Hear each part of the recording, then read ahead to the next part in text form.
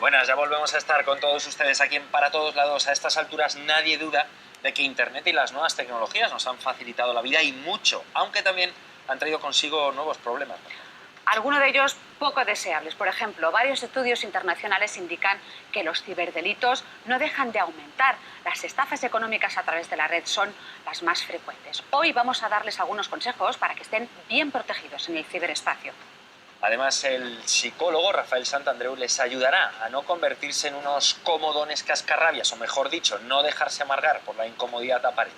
Y Eulalia Vidal nos hablará de los postres, de su valor nutricional. Veremos qué nos trae y qué es lo que nos dice. Pero antes de llegar al postre, tenemos que empezar por el primer plato: los peligros de la vida virtual. Las estafas económicas, el acoso o las amenazas han adoptado nuevas formas desde la llegada de las nuevas tecnologías. Que suceda en Internet no significa que tenga una repercusión en la vida real. Las estafas económicas, como decíamos, el acoso o las amenazas han adoptado nuevas formas. No se trata de demonizar, en cualquier caso, no se trata de demonizar a la red, basta con ir con cuidado. Para saber cómo desenvolvernos con seguridad y evitar los ciberdelitos, contamos hoy con tres personas con las que vamos a hablar del tema. Empezamos con Urko Fernández, que es director de proyectos de Pantallas Amigas. También tenemos con nosotros a Isabel Moya, que es psicóloga y asesora educativa, directora del gabinete Isabel Moya Psicólogos. Y por último también nos acompaña Abraham Pasamar, director de Incide, que es una empresa especializada en investigación digital y forense informático. ¿Qué tal? Bienvenidos los tres al programa. Bueno, para empezar me gustaría preguntarles a los tres si creen que realmente con las nuevas tecnologías han aparecido nuevos delitos muy peligrosos. Por ejemplo, Abraham. Bueno, nuevos delitos sí que hay algunas formas que tienen que ver un poco con los medios, pero la verdad es que los delitos son básicamente los mismos. Lo que ocurre es que las nuevas tecnologías han facilitado pues una difusión mucho mayor, una proximidad entre personas que antes estaban muy distantes, que ha favorecido que muchos delitos aumenten. Pero yo no creo que hayan aparecido formas de delinquir nuevas. Las estafas, los engaños seguían existiendo antes. ¿Estáis de acuerdo? Sí, lo que ocurre es que ahora tienen un altavoz, ¿no? Sí. Estábamos comentando antes que lo que antes quedaba en un contexto muy reducido cuando se cometía ese delito, ahora cobra una magnitud tremenda y tanto a nivel del alcance que tiene de personas como en el tiempo. Entonces esas son las diferencias que vemos más en el tema de los ciberdelitos, que ahora las consecuencias son más graves. Un niño antes, cuando era acosado por sus compañeros de clase, llegaba a su casa y se sentía seguro. Ahora cuando llega a casa le siguen acosando con el móvil, vía internet, en las redes sociales. Entonces se puede ir de vacaciones y da igual dónde esté, en qué hora del día, que le pueden seguir haciendo ese acoso. Quizás además en Internet lo que ocurre es que nos ha proporcionado una serie de herramientas que han cambiado, digamos, las reglas del juego completamente, ¿no? De repente no hace falta, digamos, invertir dinero ni tiempo para delinquir. O sea, todo está a la misma distancia, un clic de distancia, y además hemos eliminado unas barreras que nos frenaban, ¿no? No vemos, digamos, vigilancia, no sentimos, ningún tipo de pudor a la hora de hacer ciertas acciones porque no vemos las consecuencias de aquel daño que estamos realizando, ¿no? Y por tanto, muchísima más gente que tiene móvil, que tiene Internet, pues se puede animar, digamos, a cometer ciertos delitos que incluso puede ocurrir que no sepan que sean delictivos, ¿no? Las acciones que estén realizando, y por tanto pues eso lleva a que el número sea un número que exponencialmente pues se ha multiplicado demasiado, ¿no? Lo tienen como muy a mano el poder delinquir, y como no saben ni las consecuencias ni que eso es delito, pues está a la orden del día, es lo más común, y además el nivel de tolerancia va aumentando. ¿Quién no se ha pasado entre los compañeros de clase la foto de la que nos estamos riendo todos del otro compañero en una situación ridícula? Si lo hace todo el mundo, ¿qué tiene de malo? Pues yo también, ¿no? Entonces ahí es donde vemos que está causando más problema Internet. ¿Y hay más impunidad? Absolutamente, sí. Sí, además, los delitos normalmente se cometían antes por personas en un sitio y era donde tenían el dinero, tenían el engaño o lo que habían robado, el objeto. Los delincuentes eran físicamente localizables. Hoy en día es mucho más complicado porque Internet, al no tener fronteras, choca con la legislación, choca con el tema legal, que sí tiene fronteras, que es local. En cada país funciona de manera diferente.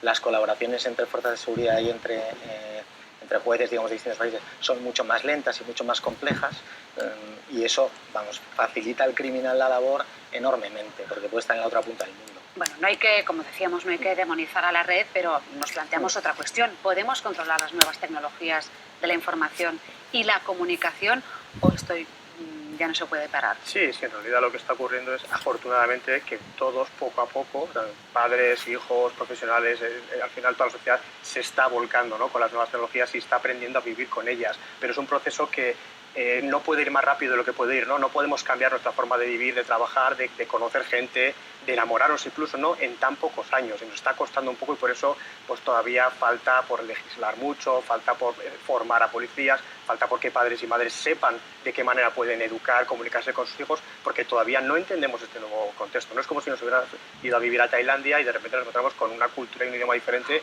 y nos piden que de un día para otro sepamos educar a un niño que solo habla tailandés y que de alguna manera pues tiene unas costumbres que ni siquiera entendemos y qué sentido tienen, ¿no? Entonces hace falta un poco de tiempo y tratamos de acelerar lo máximo posible. Vamos por detrás de este fenómeno, que ellos ya son nativos digitales, en el caso de los niños que cometen las infracciones o que las sufren, y los padres van por detrás en cuanto nosotros a la prevención y los padres en cuanto a poner los medios, ¿no? Ellos ya han hecho 30 trastadas para cuando sus padres se enteran, conocen 30 formas de relacionarse en las redes sociales cuando sus padres todavía están apañándose con una. Entonces, no creo que les podamos coger nunca, pero la combinación de diferentes elementos para la prevención es lo que nos puede hacer tener, bueno, pues más herramientas para frenar este problema. Si os parece, antes de seguir con la tertulia, vamos a ver un reportaje sobre algunos de los ciberdelitos a los que estamos expuestos a través de Internet, de los móviles y de otros dispositivos tecnológicos.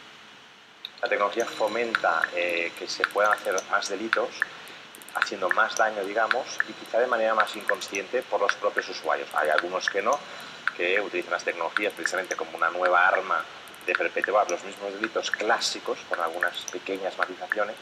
En cambio, hay otros delitos que se cometen más inconscientemente. Con los adultos, quizá, yo diría, los que más típicos son, en mi caso, yo veo mucho espionaje industrial, mucha intrusión a sistemas informáticos que no debieran para revelar secretos, para sacar información, espiar, ataques pues, a competidores y sacar mucha información, quizá en el departamento de mi despacho que me dedico. Y en cuanto a las personas y a los menores, el más típico es la injuria, la calumnia o el acoso entre menores, o incluso también la exhibición de material pornográfico entre ellos, de un amiguete, de una amigueta, de niños de amiguetes o de adultos incluso entre ellos. Es bastante típico porque es muy fácil. Me sentía indefenso porque no podía hacer nada. Al saber que están diciendo cosas malas de mí en un sitio con que lo ve mucha gente y te conoce. Y conozco a amigos y amigas que les ha pasado esto, y incluso peor que yo, y les ha cambiado mucho la vida social, porque la gente se mete con ellos y lo pasa muy mal, y no se atreven a decírselo a sus padres. La policía no tiene medios para perseguir todos los delitos posibles que se les podría denunciar. Tiene medios, obviamente tiene que dar una prioridad a los más importantes. Pues, la pornografía infantil, por ejemplo, sería muchísimo más sensible, por ejemplo, una injuria, una calumnia, que a veces puede ser no acabar en un procedimiento penal, sino en un procedimiento civil contra el honor, contra la intimidad, a lo mejor no penalmente. Ciberbullying, sexting, grooming son solo algunos de los nuevos delitos a los que estamos expuestos con las nuevas tecnologías de la información y de la comunicación. Peligros que debemos conocer para poder prevenir sus riesgos. Hay distintos métodos tecnológicos, digamos, con enlaces que te hacen bajar un troyano, que te hacen descargar un programa espía, que te roban datos, que te pueden robar incluso fotos, y entonces pueden hacer que tu persona la repliquen en una red social, haciéndose pasar por tu persona. Al final, lo que está en las redes, ahí queda, y ahí queda para siempre, porque al final hay muchas arañas, se replica la información. Por ejemplo, el Internet, mucha gente no lo sabe, pero hay muchos servicios que lo que hacen es recopilar la información. Seguridad jurídica hay, lo que pasa que la justicia está por detrás, no todos los jueces y fiscales conocen la tecnología, hay departamentos de fiscalía más especializados, Barcelona, Madrid, por ejemplo, es el caso, en otros sitios no tanto, entonces juegas más con la inconsciente, muchas veces te encuentras con un tema de prueba, aquí también por esto conviene conocer el medio tecnológico, porque muchas veces necesitarás un experto en computación forense, y yo creo que también es lo que debiéramos hacer es educar a nuestras generaciones jóvenes a utilizar las tecnologías con unos ciertos límites. Yo creo que lo bueno es educar a esos niños. La policía, por ejemplo, hace sesiones en las escuelas, son importantes. Lo que explican en los colegios en estos temas es importante. Y yo creo que también lo que se explica en casa, aunque a veces da vergüenza, porque cuando teníamos esas edades nosotros no veíamos nada parecido en este tipo de imágenes o cosas que pasan, o este tipo de ataques que pasan en las redes, pues yo creo que es importante explicarlo a los niños. Hemos de educar a nuestros hijos, hemos de educar incluso a los adultos. Les diría que sí, que se informaran sobre las tecnologías, las posibilidades que hacen y los peligros que entraña la nueva red, que sean conscientes de ello y si no, que no las utilicen. Pues bueno, de eso es de lo que estamos hablando hoy, de intentar concienciar a la gente de cualquier edad de los peligros que existen en Internet. Hay que educar tanto a niños como a mayores. ¿Por dónde empezar? Es complicado, sobre todo con el tema de menores particularmente. Estábamos comentando que lo que es difícil es que el menor vea que hay alguien que le puede engañar o que incluso él mismo puede estar haciendo acciones que pueden ser problemáticas para otras personas o incluso un delito, ¿no? Entonces, eso es difícil de hacerlo ver y es por donde hay que empezar. Intentar prohibir o alejar al menor del dispositivo móvil o del equipo informático es muy complicado porque tiene muchísimos recursos para acceder a la información. Sí, yo no abogo nunca, no abogo nunca por la prohibición, sino educar en el buen uso. Y cuando sabes que van a utilizar, sea el alcohol de los fines de semana, sea el sexo cuando tengan pareja, o sea Internet, porque está en nuestras vidas, tenemos que enseñarles a utilizarlo adecuadamente, enseñarles cuáles son los riesgos y qué hacer para detectarlos, evitarlos y demás. Pero la prohibición no educa, no enseña. Y de repente cuando tienes 14 años tienes móvil con acceso a todo. Ahora, ya tienes la edad, ya se supone que vas a saber utilizarlo. No, eso no es así. Hay que ir poco a poco supervisando, poco a poco enseñándoles qué es lo correcto, qué es lo incorrecto, porque igual que hay unas normas sociales para comportarnos en cualquier lugar, en la red también hay unas normas que hay que cumplir, ¿no? Y eso muchas veces a los hijos se les escapa. Y esa es la clave, yo creo, porque estamos de alguna manera tratando de humanizar nuestra vida en Internet, que se ha visto totalmente virtualizada, ¿no? Somos como cyborg, pero no, tenemos que ser más personas, tenemos que empatizar, tenemos que sentir que hacemos daño, tenemos que sentir que es real todas esas acciones que hacemos, ¿no? Que si subimos una foto que humilla a un niño que está en Japón, estamos realmente haciendo eso, estamos dañando a una persona que está detrás de otra pantalla, ¿no? De alguna manera ese respeto, esa convivencia, esa etiqueta, esas reglas, esa forma de vivir de forma pacífica y positiva, hay que trabajarla, porque eso evitaría muchísimos problemas por defecto. Pero, por ejemplo, Urco, tú, si te puedo tutear, que estás, sí, por favor. Pues bueno, ¿no? En proyectos de pantallas amigas, ¿no? Cómo hacer conocer a un niño sus derechos o cómo cuando un padre le dice, vigila, hijo mío, con esas fotos, y va el hijo y te dice, no, papá, sí, yo ya sé cómo funciona, ya sé cómo se borra, ya sé... Sí, nosotros tratamos de hacer digamos, paralelismos entre lo que el niño cree que está haciendo en Internet, que está muy limitado solo a, digamos, a la acción concreta que quiere conseguir de una tecnología, y lo que de verdad está ocurriendo, ¿no? digamos, en el mundo completo, global, ¿no? Y de alguna manera ese ejercicio que hacemos a través de un juego, de una animación, de un recurso didáctico, les ayuda a visualizar que, ojo, este insulto, esta broma, este retweet que yo hago de este contenido tan nocivo tiene unas consecuencias reales y yo tengo que empezar a plantearme si debo tener esta crueldad hacia esta persona, que puede ser un compañero de clase, que es lo normal. Lo normal es que la casuística más común en Internet es que los propios compañeros de clase, y veremos una víctima de ciberbullying en el vídeo, sean quienes hostiguen, acosen a un compañero, ¿no? a un amigo. Y eso es difícil de entenderlo, y es porque se deshumanizó en su día Internet o nunca se llegó a humanizar del todo. Abraham, como director de INCIDE y como forense informático, ¿no? Con ese cargo, ¿hasta qué punto se puede indagar o se puede hacer una autopsia a lo que nos queda de nosotros ahí, lo que queda ahí para siempre? Bueno, pues igual que en el caso de la medicina tradicional, el concepto es el mismo. El forense informático lo que trata es de profundizar en el disco duro, por ejemplo. Lo que el niño cree que está haciendo en Internet, que está muy limitado solo a, digamos, a la acción concreta que quiere conseguir de una tecnología, y lo que de verdad está ocurriendo, ¿no? digamos, en el mundo completo, global, ¿no? Y de alguna manera ese ejercicio que hacemos a través de un juego, de una animación, de un recurso didáctico, les ayuda a visualizar que, ojo, este insulto, esta broma, este retweet que yo hago de este contenido tan nocivo tiene unas consecuencias reales y yo tengo que empezar a plantearme si debo tener esta crueldad hacia esta persona, que puede ser un compañero de clase, que es lo normal. Lo normal es que la casuística más común en Internet es que los propios compañeros de clase, y veremos una víctima de ciberbullying en el vídeo, sean quienes hostiguen, acosen a un compañero, ¿no? a un amigo. Y eso es difícil de entenderlo, y es porque se deshumanizó en su día Internet o nunca se llegó a humanizar del todo. Abraham, como director de INCIDE y como forense informático, ¿no? Con ese cargo, ¿hasta qué punto se puede indagar o se puede hacer una autopsia a lo que nos queda de nosotros ahí, lo que queda ahí para siempre? Bueno, pues igual que en el caso de la medicina tradicional, el concepto es el mismo. El forense informático lo que trata es de profundizar en el disco duro, por ejemplo, de uno o varios ordenadores o sistemas informáticos y tratar de localizar rastros. Evidentemente hay muchos rastros que se pueden buscar porque la información digital deja bastantes rastros. Sin embargo, no siempre es posible acceder a la prueba. Este es uno de los problemas. A veces la prueba está destruida.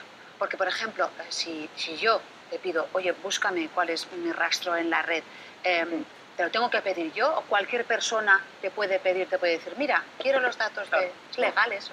Sí, a ver, el rastro en la red tú puedes mirar, puedes buscar cuál es el rastro que estás dejando. El problema viene cuando tú quieres retirar contenidos específicos de determinados sitios. En algunos te pueden hacer caso perfectamente y puedes dirigirte a ellos porque hay una forma de hacerlo, y en otros está puesto ahí, está indexado por no sé qué buscador, está puesto en no sé qué foro y no hay forma de contactar o de que te hagan caso para retirarlo. Entonces, el proceso puede ser tedioso de intentar ir por la vía legal pidiendo requerimientos para que retiren todas esas cuestiones. Algunos casos son más prácticos y más eficientes, otros son muy difíciles. De todas formas, aunque se haya retirado algo, si alguien se lo ha descargado en su ordenador, puede volver a subir esa foto o ese contenido y ya está. O sea, es que perdemos completamente el control. Se disemina con una velocidad. Isabel, a tu consulta acuden víctimas de acoso y supongo que habrás escuchado historias alucinantes, ¿no? Sí. ¿La secuela cuál es? Son tremendas porque encima en esa edad uno no está preparado para afrontar. Yo ahora hago un ridículo y se publica, yo tengo unas fotos comprometidas y se publica, como pasó que estábamos comentando, ¿no? con determinada adulta. Bueno, los adultos podemos afrontarlo, podemos ignorarlo, nuestra vida sigue, pero para un adolescente el reflejo que ven sus compañeros, su vida social es lo más importante, el estatus, la popularidad es lo que prima. Entonces, todo lo que te ha llevado a hacer esas fotos ha sido la búsqueda de cierto estatus, pero eso mismo se te ha podido volver en contra y que todo el mundo te rechace. Esto ocurre mucho más y comentábamos que también hay mucho machismo en este sentido en Internet entre adolescentes. Tú no eres apta para estar en nuestro grupo porque eres una guarrilla y entonces hacen un vacío a esa persona que ha hecho determinadas fotos o se ha comunicado de determinada manera. Así de sencillo. Sí. Y así de excluyente. Sí. Y entonces, ¿qué es lo que le aconsejas? En estos casos trabajamos la autoestima, trabajamos el que intenten ignorar a sus agresores para no alimentar el que sigan agrediéndoles, que le quiten importancia por lo menos de cara a ellos, ¿no? Y luego que busquen fuentes internas o por lo menos en la familia de su autoestima, que no se miren solo en el reflejo de ese grupo de compañeros que van en masa. Uno ha dicho que eres tal y todos le siguen alimentando esos comentarios. Urco, Isabel está hablando de adolescentes, pero todos somos un poco vulnerables en la red, ¿no? Sí, yo creo que en Internet todos somos niños, ¿no? Porque es algo que es nuevo para todos. Nos encontramos con de repente pues, padres o abuelos, incluso que se dan de alta en Facebook por primera vez y están como niños, los vemos, ¿no? Por lo que comparten y por tanto van a cometer errores que también los cometen los menores de edad, pero la diferencia es que un adulto tiene una experiencia vital y puede tener un poco más de sentido común, ¿no? Y saber lo que está pasando, ¿no? Puede detectar la malicia de otra persona, evitar un fraude con mucha más, digamos, astucia, ¿no? Sin embargo, pues con los menores lo que pasa es que son demasiado inocentes porque puede que sepan usar bien una pantallita, ¿no? Y clicarla y tocarla rápidamente, pero no saben nada de lo que está ocurriendo detrás de esa pantalla, de lo que ocurre en Internet, ¿no? Entonces hay que hacer una especie de puente, ¿no? Entre adultos y menores, pues para que cada uno comparta su experiencia, ¿no? En aquello en lo que mejor andan, para que puedan entre todos aprender, porque Internet es, como repito, nuevo para todos, en realidad. Entonces, formas seguras de navegar. Mira, yo ya hago así, pero formas seguras de navegar. Ir a la configuración... Yo creo que, mira, el paralelismo sería... Nadie ha pilotado un avión antes de quizás manejar o conducir un coche o andar en bici o andar a pie y correr, ¿no? No podemos empezar el primer día y coger un jet y decir, bueno, ahora voy a volar y a la velocidad del sonido, ¿no? Vamos a ir poco a poco, sobre todo con los menores. Vamos a empezar a que utilicen herramientas sencillas de entender, sobre todo, no solo de utilizar, porque todas son muy sencillas de utilizar. Es quizás el gran éxito de las tablets y los smartphones, que son muy intuitivas, permiten explorar, ¿no? Entonces un niño de 2 años agarra la tablet y ya empieza a hacer lo que quiera, ¿no? Entonces tenemos que ir poco a poco. No tengamos esta ansiedad de tener la última tecnología para de repente ser o equipararnos a un famoso porque también utiliza Twitter, ¿no? Vamos a pasar por redes sociales más sencillas antes de manejar una tan compleja como Twitter, que es compleja, aunque parezca que sea una cosa sencilla como si fuese un SMS. Aprender. Por supuesto. Pero claro, también se aprende usando, ¿no? Claro, sí, hay alguna serie de consejos que se podrían dar. Lo que ocurre es que no se puede limitar solo a eso. El sentido común quizás es el más importante, aunque parezca mentira. La gente confía en que tiene un antivirus y entonces estoy protegido. Pero claro, me llega un email con un PDF adjunto y lo abro. ¿Por qué lo abres si no conoces a esa persona? Si esa factura que te dice reclamar no tiene nada que ver contigo. Bueno, pues ya hemos caído en que probablemente el antivirus no lo detecte y se ha instalado en nuestro ordenador un software malicioso. ¿Qué suele ser normalmente? Pues un troyano bancario que intenta sacar datos de nuestras configuraciones, de nuestras tarjetas, de nuestras compras online, etc. Pero como eso hay 1000 variantes, o los famosos secuestros que está viendo últimamente mucho, ¿no? El famoso virus de la policía que se llama, que también está en su versión de empresa, que son secuestros de los ordenadores. Básicamente entra de alguna forma ese malware, bien a través de un email, bien a través de una configuración mala del servidor, lo infecta, cifra todos los archivos y no podemos acceder a la información. La empresa queda bloqueada. Hemos atendido un caso esta misma semana completamente bloqueada. No había solución de ningún tipo, consultadas todas las casas de antivirus, las muestras, etc. Y la empresa no le queda más remedio que, si no tiene un backup disponible con los datos que necesita, que acceder a ese chantaje, que en este caso, por ejemplo, eran $3000, que no es poca cosa. $3000. Sí. ¿Y dónde están esos delincuentes?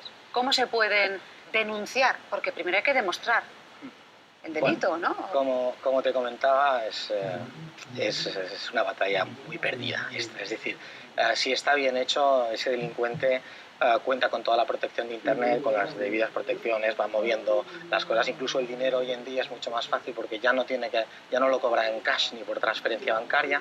Normalmente lo pide en bitcoins, que están muy de moda, o cualquier otra moneda digital, y dice: yo quiero el equivalente a este dinero, lo quiero en bitcoins y que me lo envíes a esta cuenta. Bueno, y lo va moviendo entre cientos, miles de cuentas y al final lo saca, y es muy complicado Aún así, de localizarlo.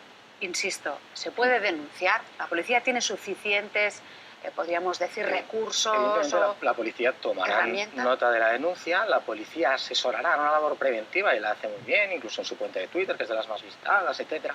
Pero no puede hacer nada si no hay una solución, por ejemplo, tecnológica a ese problema. Es decir, pensar que en el tiempo en que esa empresa necesita esos datos, que va a ser en unos cuantos días, pongamos 2 semanas máximo, que puede esperar para no parar toda la productividad, toda la producción de su empresa, es inviable que la policía obtenga ni un solo dato relevante en ese periodo. Entonces lo que hace es ver si ese problema tiene solución o no tiene solución. En este caso dijo: esto no tiene solución, nos consultaron, estuvimos viendo, les asesoramos, pero no había una solución técnica a ese problema concreto. Igual a una versión más antigua sí, pero digamos que este software malicioso, este malware que se introdujo ahí, que se llama ransomware en este caso, no tenía una solución técnica. Por tanto, o pagas o te quedas sin los datos. Caray, con tanta contraseña, con tanta protección, con tanto antivirus. El problema es que si tuviésemos que dedicarle, que igual podríamos dedicarle X días, X horas a intentar encontrar la solución, a lo mejor se encuentra, pero puede que se tarde más y puede que no tenga un fallo viable. Entonces cuesta más, digamos, el collar que el perro, por así decirlo, ¿no? En estos casos.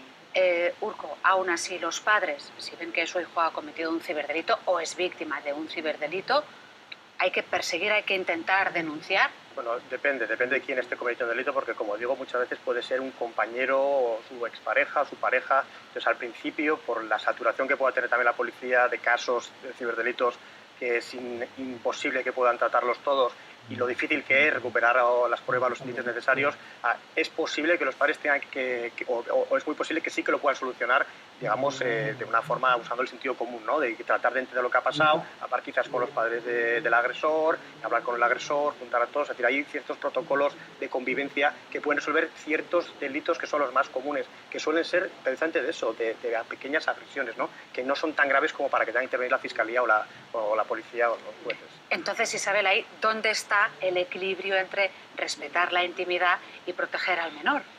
Vamos a ver, yo soy totalmente partidaria de anteponer la protección del menor a su derecho a la intimidad. Es una obligación de los padres proteger a sus hijos, por mucho que para los hijos sea un derecho el tener ese derecho a la intimidad, pero una ley queda por encima de la otra, porque es un bien mayor, ¿no? Eso no significa que haya que espiar y hacer un uso abusivo de ese espionaje, de esas herramientas para ver qué es lo que está haciendo tu hijo. tú compruebas que todo va bien, estupendo, me retiro y no sigo metiéndome en esas conversaciones que además estoy comprometiendo la intimidad de terceras personas que no son mi hijo. Pero si yo empiezo a detectar cosas y mi hijo no se comunica conmigo, no me cuenta nada, algo tengo que hacer para saber qué está pasando. Y creo que eso es una obligación de los padres, igual que saber. A mí me dicen muchos padres en consulta, uy, yo no miro, y no vaya a ser que yo que sé lo que me voy a encontrar ahí. No, es que tienes que mirar, claro que sí. Yo tengo a todos mis pacientes metidos en las redes sociales, en mis redes sociales, para tenerles controlados. Les hago de cibercanguro, ¿no? Y yo les digo, si pones algo que me haga llamar a tus padres, bueno, pues tú piénsalo antes de ponerlo y ya sabes que no está bien puesto. Y entonces les voy reeducando un poquito, pero desde esa cercanía, desde ver lo que están haciendo cada día y no castigando ni prohibiendo. O sea, eso es el precio a pagar para que la cosa no vaya a peor, ¿no? Claro. La vida real. ¿Algún consejo para terminar, Abraham? Yo estoy muy de acuerdo con lo que ha dicho ella en este campo, porque realmente la brecha tecnológica es enorme. Ponernos a controlar con barreras tecnológicas es difícil. Hay que estar cerca para ver si ocurren cosas. Físicamente. Sí. Antes lo comentábamos, si desde pequeño tú has estado con el iPad, con el juego, con el ordenador, educando al niño y viendo que estás próximo y que compartes también parte de ese divertimento, que es la propia tecnología, la propia red social, pues te ven más próximo, entonces no lo sentirá tanto como un control. Pero hay una obligación moral de estar un poco atento, porque si no, el niño tiene su vida virtual, no te enteras y puede tener unas consecuencias en la real gravísimas e inesperadas. Pero Abraham, un último minuto muy breve, si quieres, Isabel. No, nada, que no se deja controlar un adolescente, o sea, él se mete en su habitación y tiene el móvil, o sea, que es que no es sencillo. Como consejo, y si estamos mirando bien los prospectos de las medicinas que nos tomamos y confiamos en nuestro doctor, nuestro médico, o que nos dejemos asesorar por digamos, gabinetes de expertos que regulan y miden, deberíamos de hacer lo mismo con la tecnología. O sea, no podemos consumir cualquier tecnología si no sabemos si nos va a sentar bien o no sabemos si vamos a ser capaces de utilizarlo con seguridad. Y por tanto, pues no tengamos esa ansiedad de tener que tenerlo todo, ¿no? 500 apps, 7.000 amigos en Facebook. No, vamos poco a poco, teniendo una gestión y un control de aquello que utilizamos a través de las tecnologías. La tecnología está ahí y ha venido para quedarse, o sea que hay que tomárselo con calma. Nos quedamos con esa reflexión, Urco Fernández, Isabel Moya y Abraham Pasamar. Muchísimas gracias a los tres por estar aquí en Para Todos Lados. Seguimos, vamos ahora con otras cuestiones en Para Todos Lados.